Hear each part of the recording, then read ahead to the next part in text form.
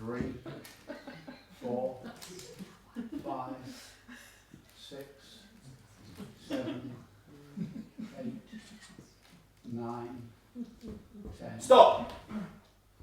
Thank you, Nick. There was a little confusion in the audience. But believe it or not, this Rubik's Cube is now solved. You see, solving the Rubik's Cube with the same colour on each side, that's the amateur way of doing it. There's a Rubik's Cube just over here that many people in the audience mixed up earlier, and I took a little while to examine that. And if you look at this side on this Rubik's Cube, and this side, that's exactly the same. And this side's the same, and this side.